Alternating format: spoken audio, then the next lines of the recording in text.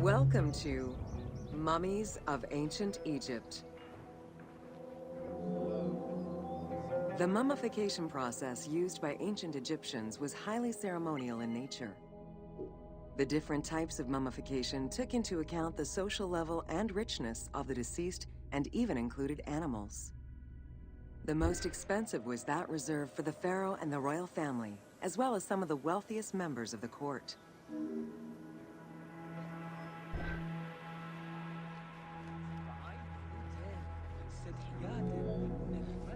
The first step was cleaning.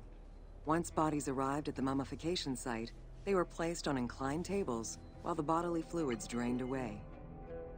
They were then cleansed by priests until they were deemed ready for the purification process.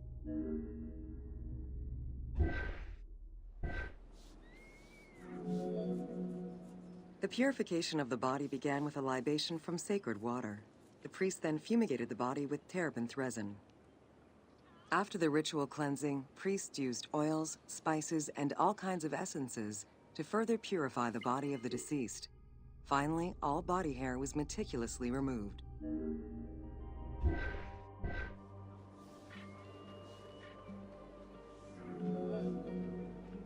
Once the body was properly purified, embalmers removed the organs, following very specific procedures. First, the brain was extracted by inserting a spoon through the nostril to break the ethmoid bone. Then, using a spatula, the pieces of the brain were removed as thoroughly as possible. What matter remained was extracted after a process of liquefaction, achieved through the use of a caustic liquid. The cranial box, once emptied, was rinsed and disinfected with palm wine, and then stuffed with strips of linen cloth and liquefied resin.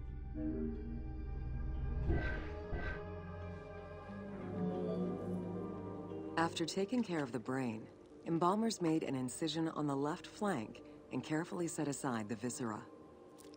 The inside of the body was also rinsed with palm wine. Then the embalmers filled the belly with pure myrrh, cinnamon, and other perfumes and sewed it shut. The removed viscera were washed in palm wine and packed in crushed herbs before being placed in canopic jars.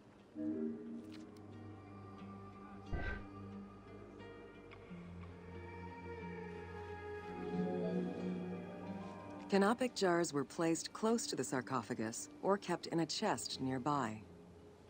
At first, the viscera were wrapped in tissue and placed in the vases.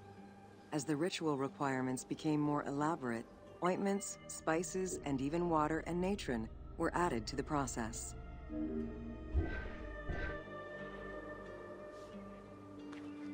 Known as the protectors of the viscera. These protectors had their own guardians, each a goddess of the dead. Imseti, the human-headed god, protected the liver and was protected by the goddess Iset. Hapi, the baboon-headed god, protected the lungs and was protected by the goddess Nephthys. Dumutef, the jackal-headed god, protected the stomach and was protected by the goddess Neith. And finally, Kebesenuef, the falcon-headed god, protected the intestines and was protected by the goddess Selket.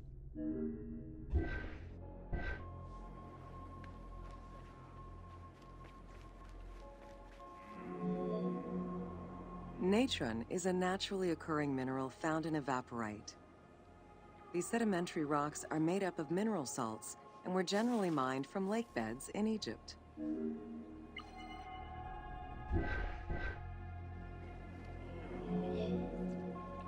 Embalmers used natron as a desiccant to dry the flesh and stop the corpse's putrefaction process. Once the body was cleansed and eviscerated, the deceased was covered in natron for about 40 days. Once desiccated, the body was prepared to be wrapped in strips of linen.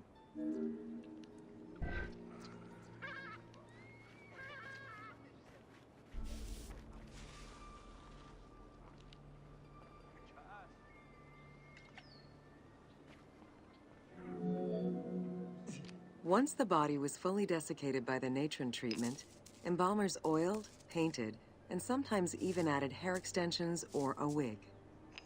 They often used a henna-based antiseptic preparation to give the body a more colorful and lively appearance, while preparing it to resist molds and fungi.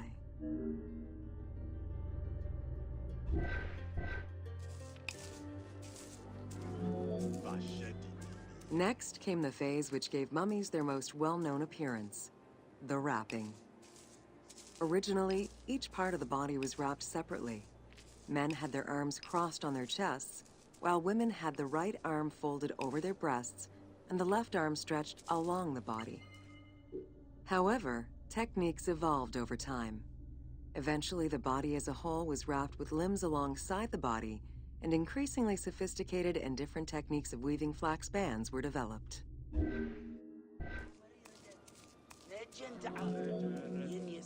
In addition to the jewelry and amulets arranged on the skin of the deceased, amulets were also carefully inserted into the weaving of the linen strips. Each amulet was linked to a myth, or to an ideological belief related to rebirth.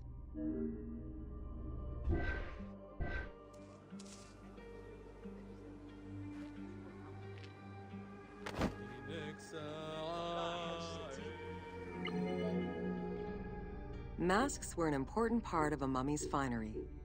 Early wooden funeral coverings were very expensive, however, and soon replaced by masks created through a technique known as cartonnage. Masks fashioned with this method were created by laying several layers of linen or papyrus pulp on a base made of mud or straw. Cartonnage was used for more than funerary masks. Ornaments and the animal coffins of the late period were also made in such a fashion.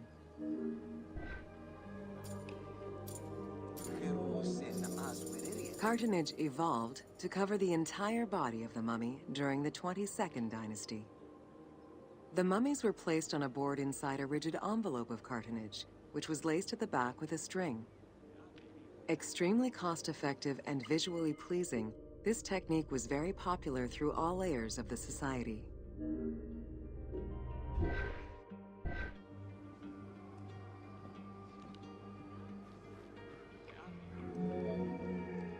Cartonnage envelopes were usually covered with inscriptions and polychrome decorations, specifying the names and titles of the deceased, scenes depicting daily life, or decorations specific to the funerary world.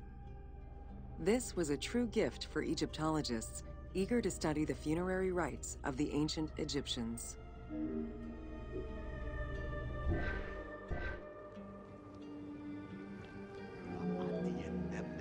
Once the mummy was properly wrapped and adorned, the embalmers proceeded with the ceremony of the opening of the mouth. A vital step of the funerary process, this ceremony was meant to bring back to life the deceased themselves, or an object representing the deceased.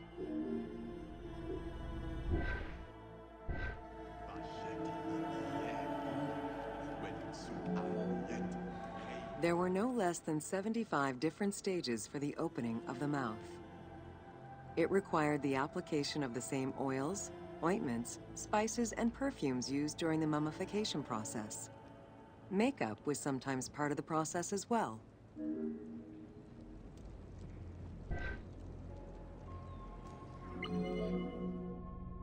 The last stage of this long ritual was the act of touching the mouth with the adze to symbolically allow the breath of life to infuse an inert body. Its performance was reserved for a very specific set of people: priests who wore the mask of the god Anubis, a close relative of the family, or by the heir to the throne.